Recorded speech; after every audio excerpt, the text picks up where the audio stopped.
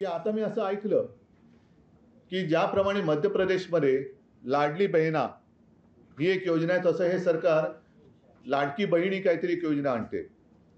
माझं म्हणणं आहे जरूर आणा.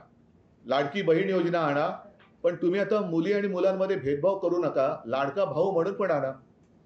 लाडका भाऊ म्हणून पण योजना आणा आणि मुलींप्रमाणे मुलांना सुद्धा मदत करा. कारण एकूणच एवढी वाईट परिस्थिती आजपर्यंत महाराष्ट्राच्या नशिबात कधी आली नव्हती. मगाशी अंबादासजी आपण एक मुद्दा सत्ताधारी पक्षाच्या लक्षात आणून दिला, की सध्या पोलीस भरती सुरू आहे.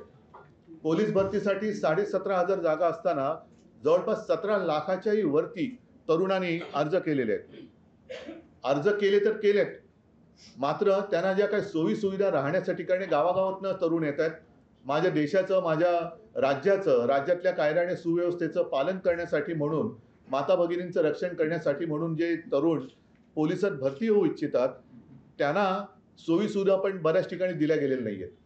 अनेक ठिकाणी जसं जोगेश्वरी येथे ब्रिज खाली ही मुलं झोपतायत. काही ठिकाणी झाडाखाली झोपतायत. कसलीही काही सुविधा नाहीये. तर मग ह्या सगळ्या गोष्टी जर का बघितल्या, तर बेकारी वाढत चाललेली आहे. आणि त्यांना कुठेतरी दिलासा जर देणार असेल, तर तुमचं डबल इंजिन सरकार मी पुन्हा-पुन्हा म्हणतोय, कारण त्याचे बऱ्याच वाफा तुम्ही आतापर्यंत सोडलेल्या आहेत. तर ह्या गळती सरकारने डबल इंजिन त्यांचं जे केंद्रात बसलेले त्यांची मदत घेऊन एकतर माझ्या राज्यातल्या शेतकऱ्यांना कर्जमुक्त केलंच पाहिजे. दुसरी गोष्ट, लाडकी बहीण जर काही योजना तुम्ही आणत असाल, तिचं आम्ही स्वागत करतो आहोत. पण लाडका भाऊ सुद्धा योजना आणा आणि त्यांना सुद्धा जसं तुम्ही माझ्या माता भगिनींना लाभ देणार आहात, तसं माझ्या भावांना पण द्या. तुम्ही भेदभाव करू नका. कारण महिला आपल्या, आता तो काळ गेला, जुना काळ गेला.